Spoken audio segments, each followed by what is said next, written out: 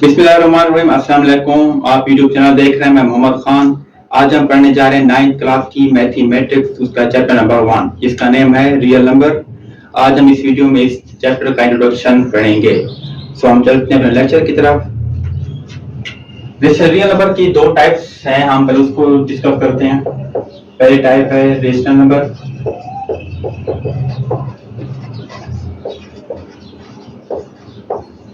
And दूसरी type है irrational number.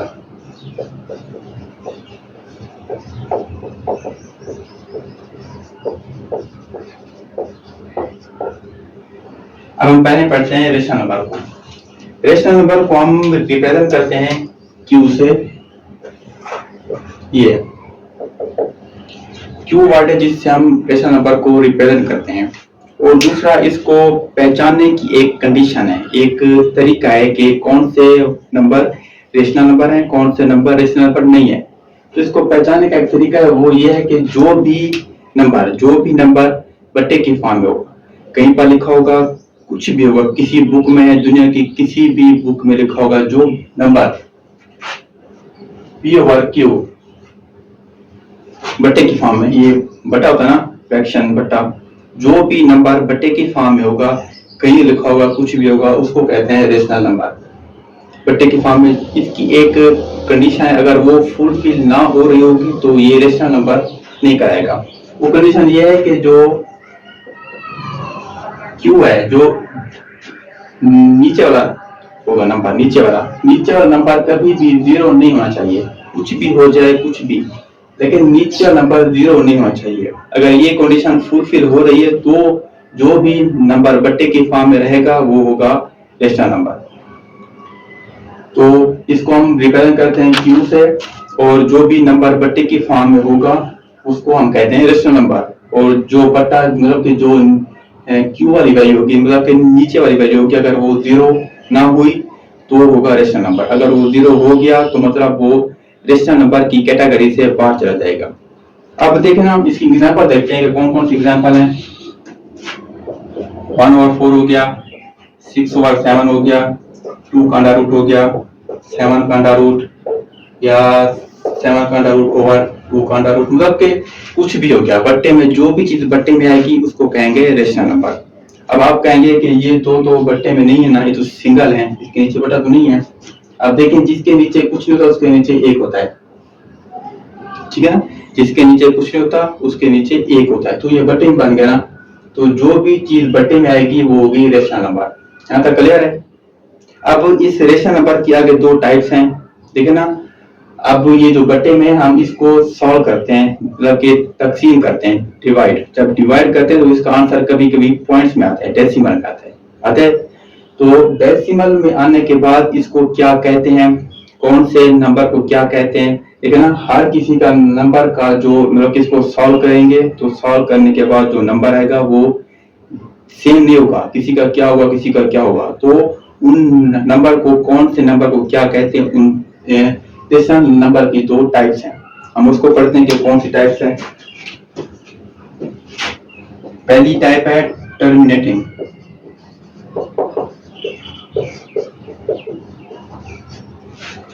पहली टाइप है टर्मिनेटिंग। अब इसमें होता है क्या है, जब भी हम किसी बट्टे वाली वैल्यू को सॉल्व करेंगे, उसका आंसर निकालेंगे, अगर वो आंसर पॉइंट के बाद स्टॉप हो गया, मतलब जैसे ये हो गया, हमने कोई वैल्यू सॉल्व की, जैसे हिंदी में से कोई का उसका आंसर आ गया 4.26, यहाँ तक इसका आंसर मुकम्मल हो गया। अब यहाँ तक जिसका आंसर मुकम्मल हो गया तो ये आगे मूव नहीं कर रहा, यहाँ तक स्टॉप हो गया, 26 तक आकर ये स्टॉप हो गया। तो जो चीज बट्टे वाली वैल्यू को सॉल्व करने के बाद जो वैल्यू स्टॉप हो जाए उसको कहते हैं टर्मिनेटिंग। ठीक है, ये आगे मूव नहीं कर रही, ये स्टॉप हो गया। अब पॉइंट के बाद 2 नंबर है, उसके बाद स्टॉप, तो इस स्टॉप वाली वैल्यू को क्या कहते हैं, टर्मिनेटिंग। तो बट्टे को सॉल्व करने के बाद अगर उसका आंसर पॉइंट के बाद कुछ हद तक स्टॉप हो गया तो उसको कहते हैं टर्मिनेटिंग। अब दूसरी वैल्यू है वो है नॉन टर्मिनेटिंग।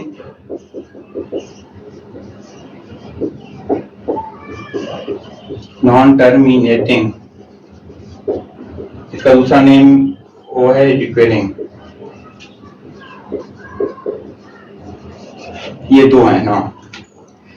अब इसमें क्या होता है, इसमें ऐसा होता है कि देखना, जब हम कोई भी बट्टी वाली वैल्यू सॉल्व करेंगे, अगर उसका आंसर पॉइंट के बाद स्टॉप ना हुआ, देखना जब हमने कोई आंसर सॉल्व किया कोई क्वेश्चन, उसका आंसर ऐसे आएगा 0.667 या मतलब कि फिर 6677, ये स्टॉप नहीं हो रहा, ये जा रहा है, मूव कर रहा है। या कोई और ले लें 2.2323 ये मूव कर रहा है।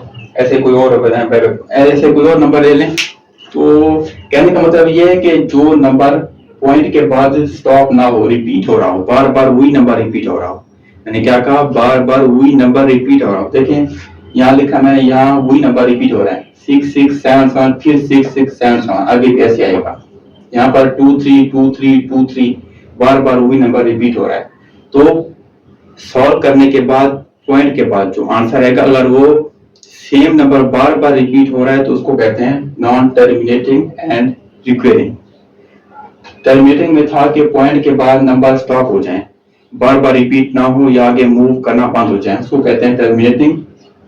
नॉन टर्मिनेटिंग में होता है कि पॉइंट के बाद अगर नंबर मूव भी कर रहे हैं तो वो सेम नंबर बार बार मूव करें, कोई नंबर चेंज नहीं होना चाहिए। देखिए बार बार नंबर मूव कर रहे हैं, सेम नंबर है। तो ये दो टाइप थी रेशनल नंबर की, तो यहाँ तक था रेशनल नंबर। अब हम आते हैं इरेशनल नंबर पर। इरेशनल नंबर को शो करते हैं हम क्यू, इसके ऊपर छोटी सी डैश करते हैं, डैश, ठीक है। रेशनल नंबर को शो करते थे ओनली क्यू से, सिंपल क्यू था, और इसको हम शो कर रहे हैं क्यू के ऊपर छोटी सी डैश। ये देखें, ये क्यू के ऊपर छोटी सी डैश लगी हुई, इससे हम शो करते हैं इरेशनल नंबर को। अब इसको जाहिर करने का जो तरीका है, जो लिखने का तरीका है, वो ये है कि इरेशनल नंबर कभी भी Q और P की फॉर्म में नहीं लिखा जाएगा। ये इस दोनों के दरमियान में बहुत बड़ा गैप है, जो बहुत बड़ा चेंजिंग है कि रेशनल नंबर P और Q की फॉर्म में लिखा जाएगा और इरेशनल नंबर P और Q की फॉर्म में कभी भी नहीं लिखा जाएगा। इसकी एग्जांपल ऐसे है कि जैसे पाई हो गया, E हो गया, इसको कहते हैं पाई, PIE। E को कहते हैं एक्सपोनेंशियल नंबर, एक्सपोनेंशियल नंबर। लेकिन जो भी नंबर बट्टे की फॉर्म में नहीं लिखा जाएगा उसको कहते हैं इरेशनल नंबर। जैसे पाई हो गया, ई हो गया, ऐसे नंबर बट्टे की फॉर्म में नहीं लिखे जा सकते, इनको कहते हैं इरेशनल नंबर। अब इसके आगे इसकी एक टाइप है कि अगर इनको हम सॉल्व करें तो इनका जो आंसर आएगा नंबर में, मतलब के पॉइंट्स में, तो उसको क्या कहते हैं हम। पहले मैं आपको ये समझा दूं, इसी के मुताबिक मतलब कि उनका नेम भी इसी से सेम मैचिंग करता है। टर्मिनेटिंग था, उसमें था कि 4 जो पॉइंट के बाद नंबर आएगा वो स्टॉप हो जाएगा। नॉन टर्मिनेटिंग में है कि पॉइंट के बाद जो भी नंबर आएगा वो स्टॉप नहीं करेगा। इसका इन दोनों का मतलब ये है कि इसका मतलब है कि पॉइंट के बाद नंबर स्टॉप करेगा, इसका मतलब है पॉइंट के बाद नंबर स्टॉप नहीं करेगा। अब आते हैं रिकरिंग पर। इसका मतलब है कि स्टॉप अगर नहीं करेगा तो रिपीट जो होगा वो सेम नंबर रिपीट होगा, नंबर चेंज नहीं होगा। इसका मतलब ये है। अब जो टाइप है इरेशनल नंबर की, उसका नेम है नॉन टर्मिनेटिंग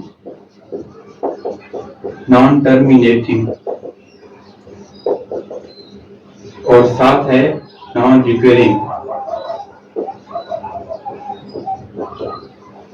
इसका मतलब क्या हुआ कि अगर इनको हम सॉल्व करें तो इनका आंसर पॉइंट के बाद स्टॉप नहीं करेगा। इसका मतलब ये हुआ नॉन टर्मिनेटिंग का कि पॉइंट के बाद नंबर स्टॉप नहीं करेगा, और इसका मतलब ये हुआ का अगर स्टॉप नहीं कर रहा तो जो मूव कर रहा है वो भी नंबर सेम नहीं होगा, वो नंबर चेंज होगा। जैसे फॉर एग्जांपल कोई नंबर हम सॉल्व करते हैं तो उसका आंसर आता है 4.672310, ये मूव कर रहा है।